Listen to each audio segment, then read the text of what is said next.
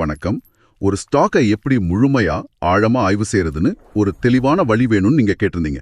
ஒரு கம்பெனியை பத்தி முழுசா தெரிஞ்சுக்கிறது எப்படின்னு ஆரம்பிச்சு அதோட நிதி நிலையை எப்படி மதிப்பிடுறது, அப்புறம் கடைசியா ஒரு நல்ல முதலீட்டு முடிவை எப்படி எடுக்கிறது வரைக்கும் பார்க்கலாம். எங்களுடைய இந்த முயற்சிக்கு ஆதரவு தர இந்த வீடியோவை லைக் செய்து சப்ஸ்கிரைப் பண்ணுங்க. அது எங்களை இன்னும் ஊக்கப்படுத்தும். சரி, நம்ம ஆரம்பிக்கலாமா? நிறைய பேர் செய்யற முதல் தப்பு என்னன்னா, நேரா அந்த ஸ்டாக்கோட விலையை பார்ப்பாங்க. ஆனா அது கதையோட கடைசி பக்கம்.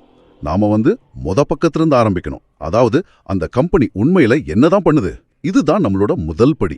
Business and industry analysis. அந்த வணிகத்தையும் அது இருக்கிற தொழிலையும் புரிஞ்சுக்கிறது. அவங்களோட தயாரிப்புகள் என்ன, அவங்க எப்படி பணம் சம்பாதிக்கிறாங்க, அவங்களோட பிசினஸ் மாடல் என்ன. சரியா சொன்னீங்க. இதுதான் அடித்தளம். ஒரு வலுவான அடித்தளம் இல்லாம ஒரு பெரிய கட்டடத்தை கட்டவே முடியாது. இங்க நாம கவனிக்க வேண்டிய ஒரு முக்கியமான விஷயம் வாரன் பஃபெட் அடிக்கடி சொல்ற அந்த மோட், அதாவது போட்டி நன்மை இல்லையா? ஆமா. ஒரு கோட்டைய சுத்தி இருக்கிற அகழி மாதிரி கற்பனை பண்ணிக்கோங்க. அந்த அகழி எவ்வளவு ஆழமாவும் அகலமாவும் இருக்கோ அந்த அளவுக்கு எதிரிகள், அதாவது போட்டியாளர்கள் உள்ள வர்றது ரொம்ப கஷ்டம். அப்போ ஒரு கம்பெனிக்கு அப்படிப்பட்ட மூட் என்னவா இருக்கலாம்? ஒரு நல்ல பிராண்ட் பெயர். நிச்சயமா, ஒரு வலுவான பிராண்ட் பெயர் ஒரு பெரிய மோட். சில சமயம் அது ஒரு பேட்டன்ட்டா இருக்கலாம், இல்லனா அவங்களோட டிஸ்ட்ரிபியூஷன் நெட்வொர்க் யாரும் அவ்வளவு சுலபமா உருவாக்க முடியாத அளவுக்கு பெருசா இருக்கலாம். அப்போ நாம கேட்க வேண்டிய கேள்வி, இந்த கம்பெனி கிட்ட அடுத்த 10 வருஷத்துக்கு போட்டியாளர்களை தள்ளி வைக்கிற மாதிரி அப்படி என்ன ஸ்பெஷல் பவர் இருக்கு? கரெக்ட். அந்த பதில் திருப்தியா இருந்தா நாம அடுத்த கட்டத்துக்கு போகலாம். அப்போ கோட்டை பலமா இருக்கு, ஆனா அந்த கோட்டையை ஆள்ற ராஜா சரியில்லைன்னா என்ன ஆகும்? இது நம்மள அடுத்த முக்கியமான புள்ளிக்கு கொண்டு வருது. Management and promoters. அந்த நிறுவனத்தை நடத்துற நிர்வாகம் எப்படிப்பட்டவங்க? இது மிக மிக முக்கியமான ஒரு விஷயம். ஒரு திறமையான நிர்வாகம் ஒரு சுமாரான பிசினஸ கூட வெற்றி பாதைக்கு கொண்டு போகும். அதே சமயம் ஒரு மோசமான நிர்வாகம் ஒரு சூப்பரான பிசினஸையே அழிச்சிடும். சரி, அப்போ இதுல என்னென்ன பார்க்கணும்? Promoters holding. ஆமா, முதலாவது ப்ரொமோட்டர்ஸ் ஹோல்டிங். நிறுவனர்கள் கிட்ட எவ்வளவு பங்குகள் இருக்கு, அவங்க அதை தொடர்ந்து வாங்குறாங்களா அல்லது விக்கிறாங்களா? ஆனா நிறுவனர்கள் பங்குகளை விற்றாலே அது ஒரு கெட்ட அறிகுறியா? அவங்களுக்கு பர்சனலா தேவை இருக்கலாம் இல்லையா? நல்ல கேள்வி. எல்லா விற்பனையும் கெட்ட அறிகுறி கிடையாது. ஆனா தொடர்ந்து பெரிய அளவுல பங்குகளை விட்டா அவங்களுக்கே கம்பெனியோட எதிர்காலத்துல நம்பிக்கை இல்லையோன்னு ஒரு சந்தேகம் வரும். இதை விட ஆபத்தானது பங்குகளை அடகு வைக்கிறது, அதாவது பிளெட்ஜிங்.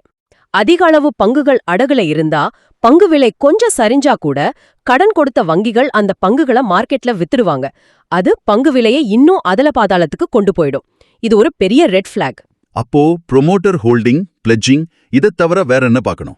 நிர்வாகத்தோட ட்ராக் ரெக்கார்ட் ரொம்ப முக்கியம்.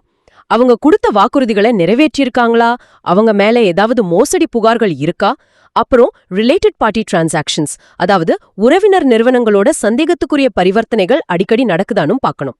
சரி, இப்பதான் நம்ம ஆய்வுல ரொம்ப சுவாரஸ்யமான கட்டத்துக்கு வரோம். Financial performance. பல பேருக்கு இது கொஞ்சம் பயமுறுத்துற பகுதி. ஆனா இது ஒரு கம்பெனியோட ஹெல்த் ரிப்போர்ட் மாதிரி தானே? பயப்பட தேவையே இல்ல. இத நாம 3 முக்கியமான ரிப்போர்ட்டா பிரிச்சு பார்க்கலாம். இன்கம் ஸ்டேட்மெண்ட், பேலன்ஸ் ஷீட், அப்புறம் கேஷ் ஃப்ளோ ஸ்டேட்மெண்ட். முதல்ல இன்கம் ஸ்டேட்மெண்ட். இது சிம்பிள். ஒரு வருஷத்துல கம்பெனி எவ்வளவு சம்பாதிச்சது, அதாவது ரெவென்யூ, எவ்வளவு செலவு செஞ்சது, கடைசியா எவ்வளவு ப்ராஃபிட் பார்த்தது, இதுல நாம என்ன பார்க்கணும்? கடந்த ஒரு 5-10 வருஷமா அவங்களோட ரெவென்யூ சீரா வளர்ந்திருக்கான்னு பார்க்கணும். அதே போல லாபமும் தொடர்ந்து அதிகரிக்குதா, இல்ல ஒரு வருஷம் லாபம் அடுத்த வருஷம் நஷ்டம்னு ரொம்ப நிலையற்றதா இருக்கான்னு கவனிக்கணும். சரி, அடுத்து பேலன்ஸ் ஷீட். இதுவும் சிம்பிள் தான். ஒரு குறிப்பிட்ட நாள்ல கம்பெனி கிட்ட எவ்வளவு சொத்து, அதாவது அசெட்ஸ் இருக்கு, எவ்வளவு கடன் லயபிலிட்டிஸ் இருக்குன்னு சொல்ற ஒரு போட்டோ மாதிரி. இதுல முக்கியமா பார்க்க வேண்டியது டெட் டு ஈக்விட்டி ரேஷியோவா? கரெக்ட். கம்பெனியோட சொந்த பணத்தை விட கடன் எவ்வளவு மடங்கு அதிகமா இருக்குன்னு பார்க்கணும். அதிக கடன் எப்போதுமே ஆபத்து. ஓகே. மூணாவதா கேஷ் ஃப்ளோ ஸ்டேட்மெண்ட். இதுதான் எனக்கு எப்போதுமே ஒரு குழப்பம். இன்கம் ஸ்டேட்மெண்ட்லயே தான் லாபம் எவ்வளோன்னு தெரிஞ்சிருது, அப்புறம் எதுக்கு தனியா இது? இதுதான் பலவும் கோட்டை விடுற இடம்.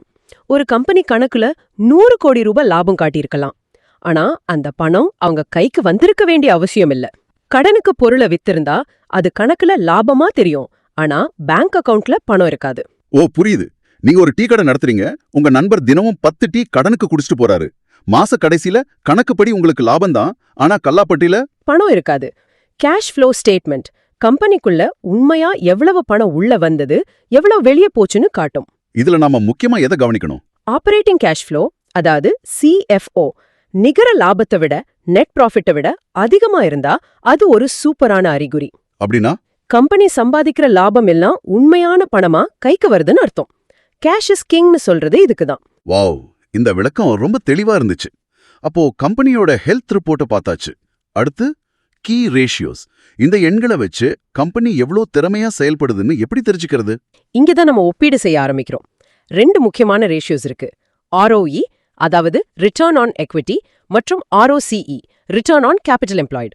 ரொம்ப டெக்னிக்கலா போகாம சிம்பிளா சொல்லணும்னா, ஒரு கம்பெனி தன்னோட முதலீட்டுக்கு எவ்வளவு லாபம் சம்பாதிக்குதுன்னு இது காட்டும். ஒரு கம்பெனியோட ROE 15%னா அது நல்லதா கெட்டதா? அது அந்த துறையை பொறுத்து மாறுமா? கரெக்ட். அதனாலதான் இந்த ரேஷியோஸை அதோட போட்டியாளர்களோடவும் அதோட கடந்த கால எண்களோடவும் ஒப்பிட்டு பார்க்கணும். போட்டியாளர்கள் எல்லாரும் 10% ROE தான் சம்பாதிக்கும் போது நம்ம கம்பெனி 15% சம்பாதிச்சா அது ஒரு திறமையான நிர்வாகத்தை காட்டுது. ஒப்பீடு இல்லாம தனிப்பட்ட எண்களுக்கு அர்த்தமே இல்ல. சரி, கம்பெனியோட கடந்த காலம் நல்லா இருக்குன்னு புரிஞ்சுக்கிட்டோம். ஆனா நாம முதலீடு செய்ய போறது அவங்களோட எதிர்காலத்துல தானே. அப்போ அந்த எதிர்கால வளர்ச்சி எங்கிருந்து வரும்? இது நம்மள growth triggers பகுதிக்கு கொண்டு வருது. ஆமா, கடந்த கால செயல்திறன் மட்டுமே எதிர்கால வெற்றிக்கு உத்தரவாதம் தராது. எதிர்காலத்துல இந்த கம்பெனி எப்படி வளரும்னு நம்ம யோசிக்கணும். அதுக்கு சில அறிகுறிகள் இருக்கான்னு தேடணும். உதாரணமா, கம்பெனி தன்னோட உற்பத்தி திறனை அதிகரிக்குதா, கெப்பாசிட்டி எக்ஸ்பான்ஷன் பண்றாங்களா, இல்லன்னா புதுசா ஒரு ஃபேக்டரி கட்டுறாங்களா, அல்லது புதுசா ஏதாவது தயாரிப்புகளை அறிமுகப்படுத்துறாங்களா? சரியா சொன்னீங்க. இது தவிர அரசாங்கத்தோட கொள்கைகள் அந்த துறைக்கு சாதகமாயிருக்கான்னு பார்க்கணும். உதாரணமா, அரசாங்கம் எலக்ட்ரிக் வாகனங்களுக்கு மானியம் கொடுத்தா அந்த துறையில இருக்கிற கம்பெனிகளுக்கு அது ஒரு பெரிய growth trigger. Okay, company super, நிர்வாகம் அருமை, நிதிநிலை பிரமாதம், எதிர்காலமும் பிரகாசமா இருக்கு. அப்போ உடனே அந்த பங்கை வாங்கிடலாமா? ஒரு நிமிஷம், இங்கதான் நாம முக்கியமான கட்டத்துக்கு வரோம். வேல்யூவேஷன். ஒரு பொருள் எவ்வளவுதான் நல்ல பொருளா இருந்தாலும் அதுக்கு ஒரு சரியான விலை இருக்கு. ஒரு ஃபெராரி காரை 1 கோடி ரூபாய்க்கு வாங்கலாம். ஆனா 10 கோடி ரூபாய் கொடுத்து வாங்கினா அது ஒரு மோசமான டீல். ஆமா, ஒரு சிறந்த கம்பெனி கூட அதிக விலையில வாங்கினால் ஒரு மோசமான முதலீடா மாறிடும். அப்போ ஒரு பங்கோட விலை சரியா இருக்கா இல்லையான்னு எப்படி தெரிஞ்சுக்கிறது? அதுக்கு தான் PE ரேஷியோலாம் பார்க்கணுமா? ஆமா, PE ரேஷியோ ஒரு நல்ல தொடக்க புள்ளி. சிம்பிளா சொல்லணும்னா, ஒரு பங்கோட PE 20ன்னு இருந்தா நீங்க முதலீடு செய்யற பணத்தை திரும்ப சம்பாதிக்க அந்த கம்பெனிக்கு 20 வருஷம் ஆகும்னு ஒரு தோராயமான கணக்கு. ஆனா இது மட்டுமே முழுமையான சித்திரத்தை கொடுக்காதுன்னு சொல்வாங்க. ஏன் அப்படி? ஏன்னா, ஒரு மெதுவா வளரும் நுகர்வோர் பொருள் கம்பெனியோட PE-யையும் அதிவேகமா வளரும் ஒரு டெக்னாலஜி கம்பெனியோட PE-யையும் ஒப்பிடுவது தப்பு. அது ஒரு கிரிக்கெட் வீரரை கால்பந்து விதிகளின்படி மதிப்பிடுற மாதிரி. புரியுது. வேகமா வளரும் கம்பெனிக்கு PE அதிகமா இருக்கலாம். ஏன்னா அவங்களோட லாபம் வருஷம் 50% அதிகரிச்சா அந்த 20 வருஷ கணக்கு சீக்கிரமாவே குறைஞ்சிடும். அப்போ அந்த கம்பெனியோட வளர்ச்சி வேகத்தையும் சேர்த்து பார்த்துதான் மதிப்பீடு நியாயமானதான்னு முடிவு செய்யணும். நாம கேட்க வேண்டிய கேள்வி, நான் இந்த கம்பெனியோட எதிர்கால வளர்ச்சிக்காக பணம் செலுத்துறேன்னா இல்ல இப்போ இருக்கிற ஹைப்புக்காக அதிக விலை கொடுக்கறேனா? சரி, இப்போ நம்ம ஆய்வு பயணம் கிட்டத்தட்ட முடிஞ்சிருச்சு. கடைசியா சில இறுதி சரிபார்ப்புகளை பார்க்கலாம். Share holding pattern. ஆமா, ஒரு கம்பெனில யார் யார் முதலீடு செஞ்சிருக்காங்கன்னு பாக்குறது சில தகவல்களை தரும். குறிப்பா FII, DII மாதிரியான பெரிய முதலீட்டு நிறுவனங்கள், இவங்கள ஸ்மார்ட் மணின்னு சொல்வாங்க. அவங்க ஒரு பெரிய ரீசர்ச் டீம் வச்சு ஆய்வு செஞ்சுட்டு தான் முதலீடு செய்வாங்க. அவங்க ஒரு பங்குல முதலீட்டு அதிகரிச்சா அது ஒரு நல்ல அறிகுறியா இருக்கலாம். அடுத்து படி 8, ரிஸ்க் அனாலிசிஸ். எல்லா முதலீட்லயும் ரிஸ்க் இருக்கு. அதை நாம எப்படி பார்க்கிறது?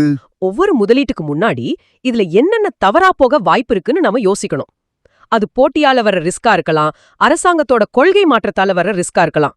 அந்த ரிஸ்குகள் எல்லாம் பட்டியலிட்டு அதை நம்மால ஏத்துக்க முடியுமான்னு பார்க்கணும். டெக்னிக்கல் கன்ஃபர்மேஷன் பத்தியும் சொல்லியிருக்காங்க. நீண்ட கால முதலீட்டாளர்களுக்கு இது தேவையா? இது கட்டாயம் இல்ல, ஆனா இது ஒரு நல்ல கருவி. ஒரு பங்கோட அடிப்படையெல்லாம் நல்லா இருந்து ஆனா அதோட விலை தொடர்ந்து இறங்கிட்டே இருந்தா நம்ம உடனே வாங்க வேண்டியதில்ல. டெக்னிக்கல் அனாலிசிஸ் மூலமா அந்த பங்கு எப்போ இறங்குறத நிறுத்தி திரும்ப மேல போக ஆரம்பிக்குதுன்னு ஒரு ஐடியா கிடைக்கும். சரியான நேரத்துல வாங்குறதுக்கு இது உதவும். பிரமாதம். Final investment verdict. எல்லா ஆதாரங்களையும் திரட்டிட்டோம். ஆமா, இந்த 10 படிகளையும் முடிச்ச பிறகு ஒரு பங்கு வாங்குறதுக்கு முன்னாடி நீங்க உங்களுக்குள்ளே இந்த 5 கேள்விகளை கேட்டுக்கணும். 1, இந்த வணிகம் வலுவா இருக்கா? 2, நிர்வாகம் நம்பகமானதா? 3, நிதிநிலை ஆரோக்கியமா இருக்கா? 4, நான் கொடுக்க போற விலை இந்த கம்பெனியோட மதிப்புக்கு நியாயமானதா? 5வது கேள்வி. கடைசியா, இதுல இருக்கிற ரிஸ்குகளுக்கு நான் எதிர்பார்க்கிற வருமானம் தகுதியானதா? இந்த 5 கேள்விகளுக்கோ உங்களால மனப்பூர்வமா ஆம்னு பதில் சொல்ல முடிஞ்சா நீங்க சரியான பாதையில போறீங்கன்னு அர்த்தம். யாரோ சொல்ற டிப்ஸ வச்சோ யூகத்தின் அடிப்படையிலோ முதலீடு செய்யறதை தாண்டி ஒரு பங்க பற்றி ஆழமாக ஒரு கட்டமைக்கப்பட்ட முறையில ஆய்வு செய்ய உங்களுக்கு ஒரு சக்தி வாய்ந்த கருவியை கொடுக்குது. இது உங்க முதலீட்டு முடிவுகளை வெறும் நம்பிக்கையின் அடிப்படையில எடுக்காம தரவுகளின் அடிப்படையில் எடுக்க உதவுது. அடுத்து எந்த பங்க பற்றி நான் ஆய்வு செய்ய வேண்டும் என்பதை கமெண்ட்களில் சொல்லுங்கள். இந்த வீடியோவை பார்த்ததற்கு நன்றி.